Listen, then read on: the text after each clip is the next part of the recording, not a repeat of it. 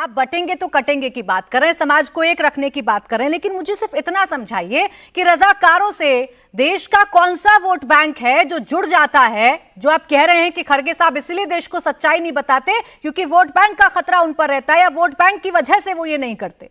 कौन सा vote bank जोड़ रहे हैं आप रजाकारों से?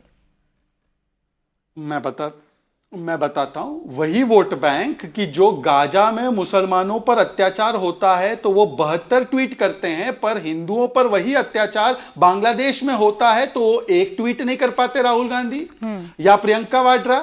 जब कन्नड़ा में हिंदुओं को प्रताड़ित किया जाता है, वो भी खालिस्तानियों के द्वारा जिन्होंने उनकी दादी को मारा था, तब ये लोग चुप हो जाते हैं, पर ऑल आइज ऑन राफा रखते हैं। तो वही वोट बैंक जिससे वो प्रभावित होते हैं या प्रभावित करते हैं, उसी वोट बैंक के चक्कर में आज स्वयं पर जो बीती है रजाकारों के जरिए, हम नहीं कह रहे मुसलमानों के जरिए, हम तो कह रहे रजाकारों के जरिए, उसके ऊपर भी नहीं बोल पाते। 10 सेकंड और लेकर, केवल 10 सेकंड और।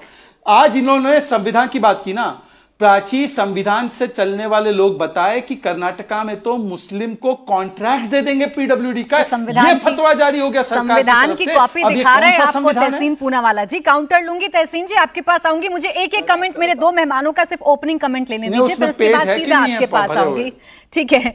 साजिद सुपारीवाला जी, क्या एमवीए को वाकई में ये डर है कि रजाकारों के नाम पर मुस्लिम वोट छिटक जाएगा? चलिए, खरगे साहब ने नहीं बताया, प्रियंक खरगे आज बता रहे हैं, आप ही बोल दीजिए कि हाँ रजाकारों ने जुल्म किए।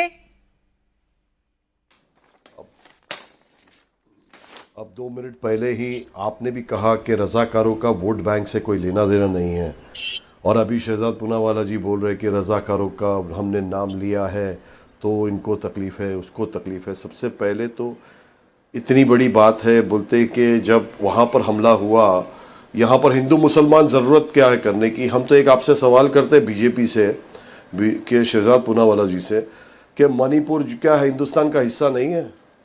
मणिपुर में जो राइट्स, इतने हमले, इतने आपस में इतनी रंजिशें, इतने झगड़े, इतने औरतों को नंगा लेकर रेप किया गया, इतनी सारी तकलीफ़ें हुई, उसका जवाब प्रधानमंत्री जी ने क्या दिया? वहाँ पर आज तक ये चला आ रहा है, आज इतनी नाइंसाफ़ी हो रही है। वहाँ तो हिंदू मुसलमान का नहीं है मामला, तो हिंदू मुसलमान के ही मामला इनको क्यों नज़र आते हैं?